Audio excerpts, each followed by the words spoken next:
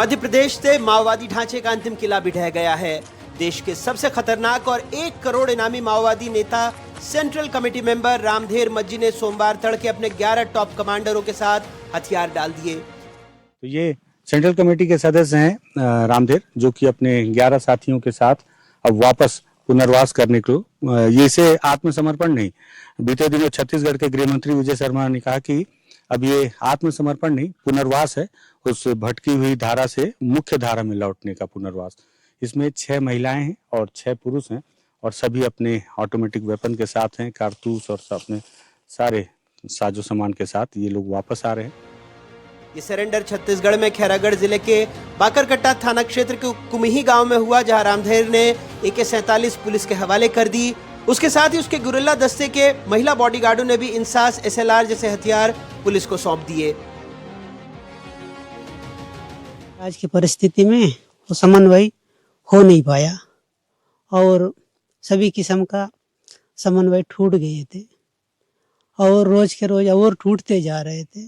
इस बीच में और वो उन साथियों ने भी यहाँ से निकल के सरेंडर कर गए। फिर बचे हुए थे हम ही, तो इसलिए हमको भी यहाँ से अभी सभी गए हैं तो हम भी निकल जाएंगे, मुख्य धारा में जुड़ेंगे और समाज सेवा समाज में जुड़ के ही करेंगे। संवैधानिक दायरे के अंदर ही हम रह के काम करेंगे। 29 नवंबर को महाराष्ट्र के गोंदिया में 11 नक्सलियों ने आत्मसमर्पण किया था, जिसका नेतृत्व विकास नागपुरे उर्फ अनंत कर रहा था। ये वही नक्सली थे जो हॉक फोर्स के जाबाज इंस्पेक्टर आशीष शर्मा की हत्या में भी शामिल थे और इसके बाद ही रामधेर अलग थलग पड़ गया था, MMC के दक्षिणी जोन में छिपा हुआ था। अनंत ने अपने 4 साथियों को ये कहकर भेजा था कि वो रामधेर को भी इस बात के लिए तैयार करें कि वो जल्द ही सरेंडर कर दे।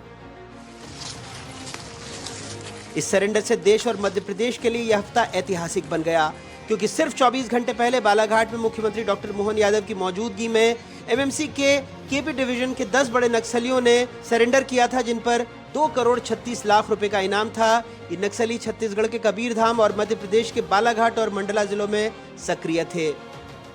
जो हमारे साथ आकर के हथियार का समर्पण करना चाहता है तो उसकी जीवन की गारंटी हमारे द्वारा ली जा रही है। उसके जीवन के पुनर्वास को लेकर के सभी प्रकार के आजीविका के लिए जुड़े हुए जो ज़रूरत होगी वहाँ भी मदद करेंगे, मकान से लगा करके बाकी चीज़ों की चिंता करेंगे, इनाम भी देने वाले हैं और उसी के अलावा भी और कहीं कोई किसी प्रकार का कष्ट होगा उसमें भी हम खड़े हैं। लेकिन हथियार उठा करके जो संघर्ष की इच्छा रखते हैं उनसे हम दबने वाले नहीं, उनको ठिकाने। उत्तरी MMC जोन पहले ही खाली हो चुका था। दक्षिणी MMC जोन के सबसे बड़े नाम रामधेर के सरेंडर के बाद पूरा MMC इलाका जो 3 राज्यों तक फैला था उसका सफाया माना जा रहा है। इससे Kanha national park, Bandhavgarh tiger reserve और पूरा जंगल का कॉरिडोर सुरक्षित हो जाएगा। वैसे 2025 में अब तक मध्य प्रदेश पुलिस ने टारगेटेड ऑपरेशंस में 10 खतरनाक नक्सलियों का एनकाउंटर भी किया है, जिन पर कुल 1 करोड़ 86 लाख रुपए से ज्यादा का इनाम था। खैरागढ़ से विकास तिवारी के साथ भोपाल से अनुराग द्वारी की रिपोर्ट, NDTV।